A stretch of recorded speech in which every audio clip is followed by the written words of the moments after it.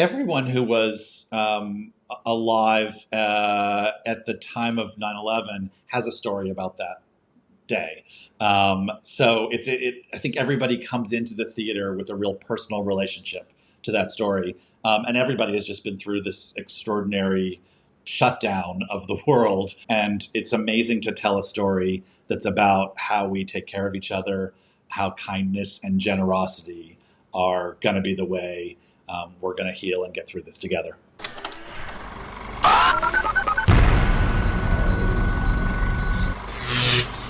Hello and welcome to a brand new episode of Pop Culture Planet, a video podcast centered around diverse voices and representation in Hollywood.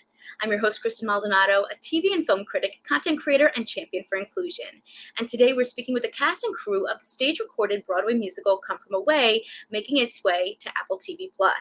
This musical follows the true story of what transpired when 38 planes were ordered to land unexpectedly in the small town of Gander, Newfoundland during 9/11.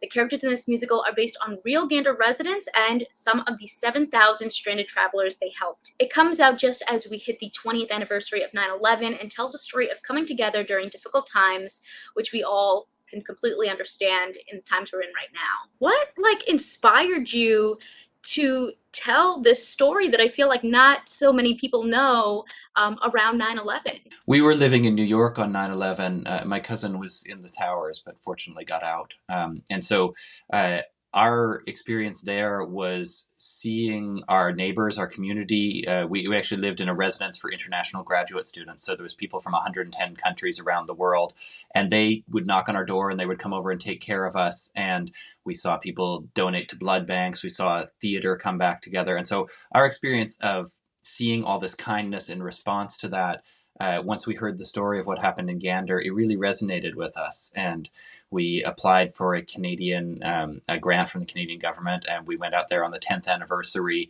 and met a million people, not only locals, but come from aways who were returning to reunite with their lifelong friends. And we interviewed everyone we could, and every story was better than the next one. And we just couldn't wait to tell them all. The stories that you're telling, are they actual stories that you heard from specific people, or is it kind of like you put a little bit of a spin on them and they're different imaginings of things? There's no spin. There is some amalgamation sometimes because it's not a documentary, it's a piece of theater. But at the same time, the true magic of this story, what's truly wondrous about it is that it is all true. And so if we've been seeing somebody too much at one part of the show, or, we have actors play multiple characters, and if they would end up talking to themselves, we may have had to sort of massage things to fit coming out of somebody else's mouth. But as much as possible, we have people saying the things that they actually said to us about their time in the interviews. There's one instance that's a bit of a fantasy sequence. Clearly that did not happen. But if you had been with me around the room, hearing those women talk about this moment, I think you probably know what I'm talking about. I don't want to, spoil it, but you would have seen where my mind went with that for sure. It's been incredible over and over seeing the actual real people that we interviewed come to the show and see it. And if you wait for the credits in this live capture, you get to see the actual pictures of the people. And they've been to see the show. Captain Beverly Bass has been there. We've lost count, but it's close to 200 times. Oh my gosh. Wow. And so you guys came together, like you said, on the 10th anniversary of 9/11 to learn about this story and ultimately tell it. And now, on the 20th anniversary, it's basically being able to be brought into people's homes during a time that is, very difficult as well. What is that like for you guys? There's a gentleman that we stayed with in Newfoundland, and he was a professed psychic, and he said, this show's going to be really big, and we said, oh, like Broadway? And he was like, no bigger. So I guess he was right. It's kind of amazing. Yeah, we never expected this. No. When we first started writing this, we thought Canadian high schools would maybe be forced to do it as some sort of history project. But what we've seen over and over again is that this is a story about a day that we were all in the same boat together, that we were all going through something together. We all wanted to help, but we all felt helpless. We all wanted to reach out to one another, and it overcame all of our differences. And time and again since then, the daily tragedies that we've seen in our news feed, this story has helped us remember that people are good in the world, that there's still hope, that there's people trying to help, and there's more helpers than there are people trying to hurt. And so I think because of that, the show continues to resonate, and especially now during a pandemic when we need community more than ever, it feels important to tell stories like this. I feel like we've been seeing so much incredible theater through screen this year, since we haven't been able to see it on Broadway, which is so exciting. And I know that this was originally, Come From Away, you were going to be directing a film adaptation, and then that kind of pivoted towards bringing the stage, adaptation to life. What was that like? So I've been lucky enough this year to actually shoot 2 of my Broadway shows, both this and Diana, which comes out a little later in the year on Netflix. And I feel so lucky to be able to bring both of these shows to a wider audience, and also to bring what the camera can do is bring you right into the life of the actor, right into their faces, and you can see nuance and detail of what they're doing, which is incredibly exciting. I'm also a film buff from way back. My father was a film professor when I grew up, so the ability to capture what's great about theater and also lean into all of the tools that a film gives you, the places you can put a camera that an audience will never see, is a real gift. So what was the process? Did you have to, film things multiple times? We had 4 days of shooting, and so we shot a lot of the kind of details of the of the show in the first 3 days, and then on the final day, we brought an audience in and ran the entire show with an audience there, with 10 cameras. So we had a wealth of different angles to choose from.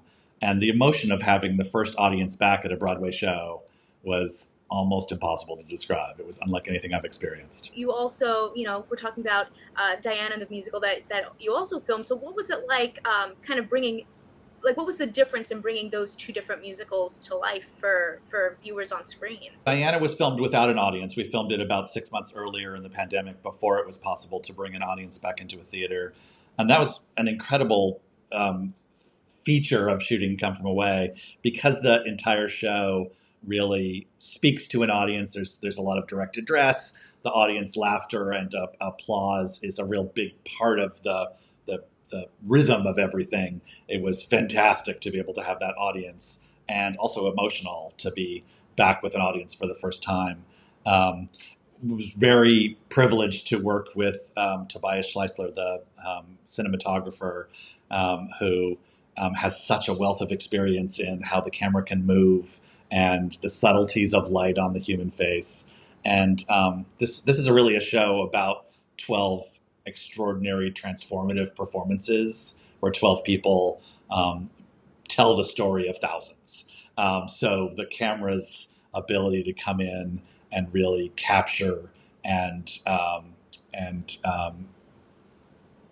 feel the details with the cast was extraordinary.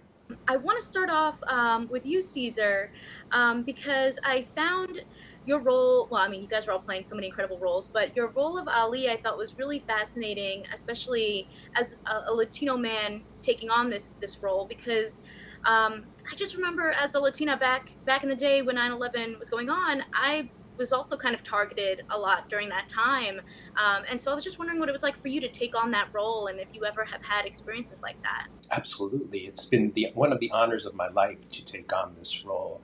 And I agree with you. During 9/11, myself and my family experienced everything you could imagine, from being pulled aside at airports to being singled out throughout communities. We even experienced it, funny enough, on our way to Gander. I was pulled aside at the airport. On the way returning from Gander, I was pulled aside in an airport, and all of my luggage was searched. So I had a deep connection of being the other when I was able to take on this role. It's something that I think each of us has a different understanding about it. But it is certainly layered throughout the story. I definitely connected with that. And, Sharon, what I love about your role of Diane is that, during this difficult time, your character is able to, connect with all these people and sort of find love through all of this kind of, I guess you could say, trauma or devastation going on. Could you talk about what it was like taking on the role of Diane? It was fun.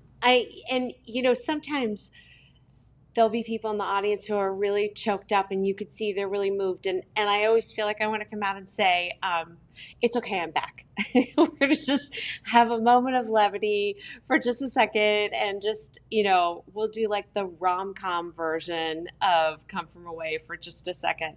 So I enjoy that. I enjoy playing that part and knowing that that's what I get to bring to the story and understanding what my job is in the many fibers of this story that we're telling. I want to start off with Q. Hannah really goes on such an emotional journey trying to find her son in the show, and I think that's something that, a lot of people were dealing with at that time. So can you talk about what it was like taking on that experience? Yeah, I think everything happens for a reason, and I think that it's all about the timing. Specifically for this show, this time in my life, this time in our world, I was here for September 11th, and so I did not know anyone specifically, but just being here and the load and the emotion that occurred during that time, and also seeing the community come together at that time was really something else. But playing the role of Hannah, representing New York, representing firefighters, it was tricky because I wanted to portray this role. I wanted to do my best. And our director did not want us to imitate. And it would be difficult for me to imitate because we are very, very different. She's a small Irish woman. But I believe we share the same essence. And I'm only saying this about being here on September 11th because I know how that day felt. And when I got cast in the show, I was not a mother. But being in the show for so long, I am now a mother. And so going back into the role for the movie as a mother really put my feet in the ground. It being a mother gave me deeper roots. And I did have a sort of understanding, of what Hannah was going through. We've suffered through loss. People have suffered through loss. So I was able to grab a hold of loss. But having actually a son, looking for, son longing for, not knowing where your son is, I was really able to grab a hold of that deeper for this film version of the show.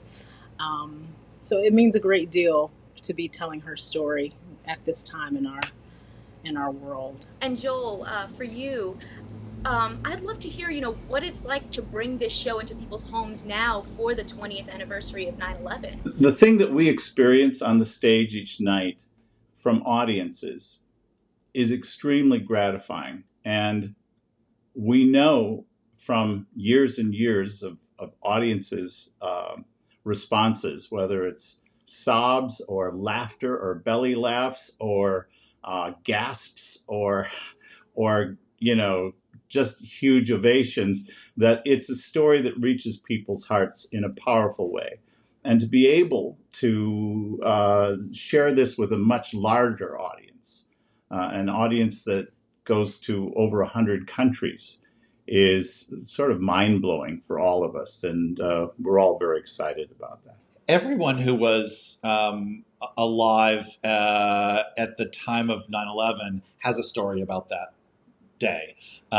So I think everybody comes into the theater with a real personal relationship to that story. And everybody has just been through this extraordinary shutdown of the world together. So I think both moments share a real conflict and trauma and separation and sense of aloneness. And it's amazing to tell a story that's about how we take care of each other, how kindness and generosity are going to be the way we're going to heal and get through this together. If you guys like this one, you can check out more Pop Culture Planet right over here or on your favorite podcast listening platforms. See ya.